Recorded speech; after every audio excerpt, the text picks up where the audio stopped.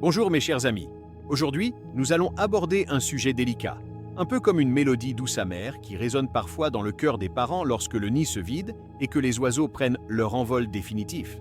Je parle de ce moment où nos enfants, autrefois si proches, si dépendants, semblent s'éloigner, absorbés par leur propre vie, leur propre famille, leurs propres défis. Ce n'est pas une trahison, ni un manque d'amour de leur part, mais plutôt le cours naturel de la vie.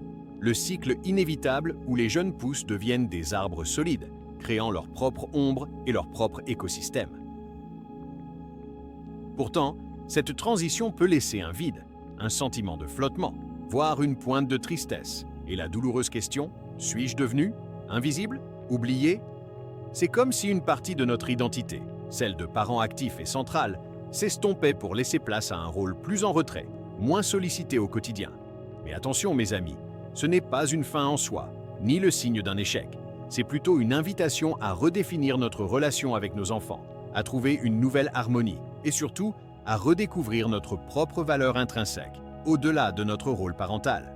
Aujourd'hui, nous n'allons pas nous lamenter sur ce qui semble perdu, mais plutôt explorer ensemble comment naviguer cette nouvelle étape avec grâce, comment maintenir des liens forts tout en respectant leur autonomie, et comment s'épanouir soi-même pour ne jamais se sentir oublié, mais au contraire, riche de nouvelles libertés et de nouvelles perspectives.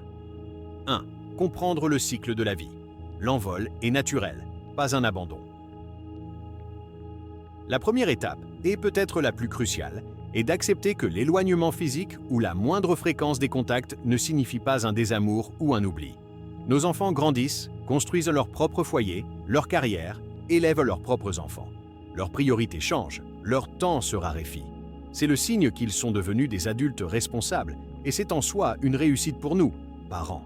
Rappelez-vous votre propre jeunesse. N'aviez-vous pas, vous aussi, ce besoin de prendre votre envol, de prouver votre indépendance, même si vous aimiez profondément vos propres parents? Cet éloignement est souvent géographique ou lié à un emploi du temps chargé, plus qu'émotionnel. Leur amour pour vous est toujours là, mais il s'exprime différemment.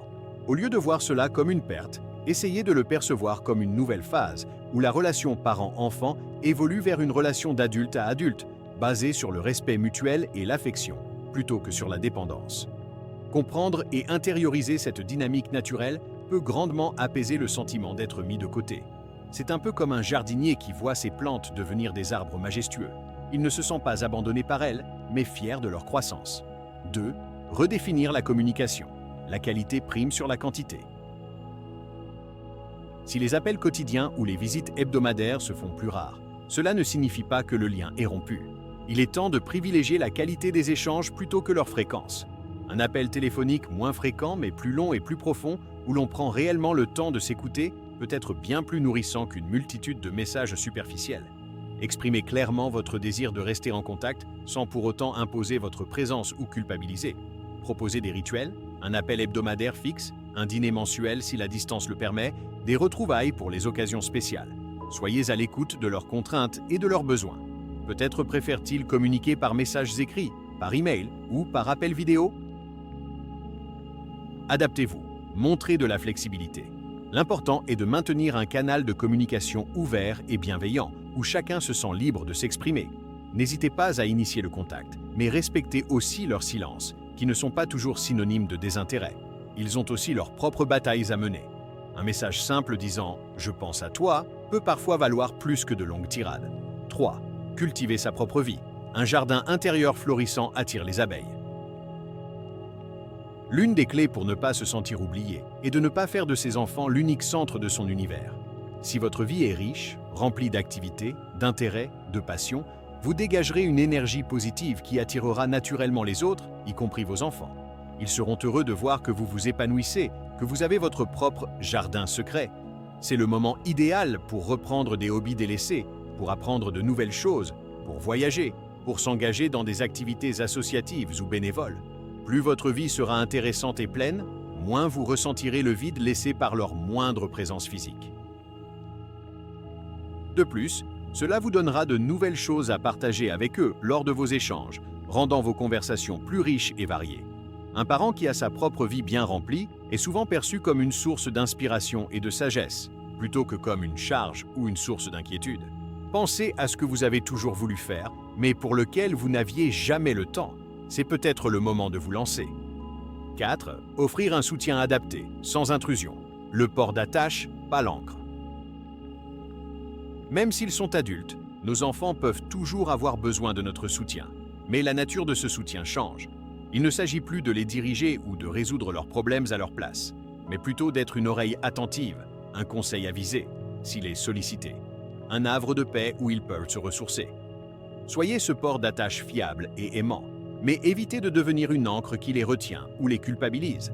Respectez leurs choix, même s'ils sont différents des vôtres. Évitez les critiques excessives ou les jugements sur leur mode de vie, leur conjoint, leur manière d'éduquer leurs enfants. Une attitude intrusive ou trop directive peut, au contraire, les pousser à prendre davantage de distance.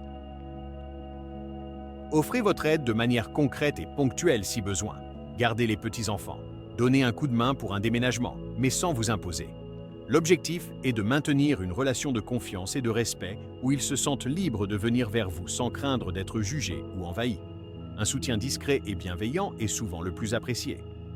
5. L'art de recevoir et de lâcher prise. Accepter le flux et le reflux des relations. Les relations humaines, y compris familiales, sont comme les marées. Il y a des moments de proximité intense et des moments de plus grand éloignement. Apprendre à accepter ce flux et ce reflux sans le prendre personnellement est essentiel. Il y aura des périodes où vos enfants seront plus disponibles, plus en demande de votre présence, et d'autres où ils seront absorbés par leurs propres préoccupations. Le lâcher-prise ne signifie pas l'indifférence, mais plutôt la confiance dans la solidité des liens que vous avez tissés au fil des ans. C'est aussi accepter que vous ne pouvez pas tout contrôler. Parfois, malgré tous vos efforts, la distance peut sembler plus grande. Dans ces moments-là, concentrez-vous sur ce que vous pouvez contrôler. Votre propre bien-être, vos propres activités, votre propre paix intérieure. Une attitude sereine et accueillante, sans attente excessive, rendra les retrouvailles d'autant plus joyeuses et authentiques. C'est un peu comme attendre le retour du soleil après une journée nuageuse. On sait qu'il est toujours là, même s'il est temporairement caché. 6. Chérir les petits-enfants, si vous en avez. Un nouveau chapitre d'amour et de transmission. Si vous avez la chance d'avoir des petits-enfants, ils peuvent devenir un lien merveilleux et une source immense de joie, comblant en partie le sentiment de vide. La relation avec les petits-enfants est souvent plus légère, moins chargée de responsabilités directes que celle avec ses propres enfants. C'est l'occasion de transmettre des valeurs, des histoires, des savoir-faire, de partager des moments de complicité et de tendresse. En vous investissant dans cette relation, toujours en respectant les règles éducatives des parents, vous restez une figure importante et aimée au sein de la famille élargie. Cela peut aussi faciliter les contacts avec vos enfants, car les occasions de se voir autour des petits-enfants se multiplient. Cependant, veillez à ne pas faire des petits-enfants l'unique raison de vos contacts avec vos enfants, ni à les utiliser comme un moyen de pression. La relation avec eux doit être authentique et désintéressée. Mes chers amis, voir ces enfants prendre leur envol et s'éloigner est une étape de la vie qui demande ajustement et sagesse. Ce n'est pas la fin de l'amour, mais sa transformation. En cultivant votre propre jardin intérieur, en redéfinissant la communication, en offrant un soutien adapté et en acceptant le cycle naturel de la vie, vous pouvez non seulement éviter de vous sentir oublié, mais aussi découvrir une nouvelle forme de bonheur et d'épanouissement. Votre valeur ne diminue pas parce que vos enfants sont moins présents physiquement. Elle se redéfinit, s'enrichit d'eux.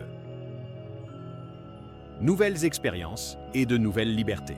Soyez fiers du chemin parcouru, fiers des adultes qu'ils sont devenus, et soyez surtout tendres et bienveillants envers vous-même. Vous êtes le tronc solide de l'arbre familial, et même si les branches s'étendent loin, les racines de l'amour demeurent profondes et inaltérables. Continuez à rayonner votre propre lumière, et vous verrez que, même à distance, elle réchauffera toujours le cœur de ceux que vous aimez.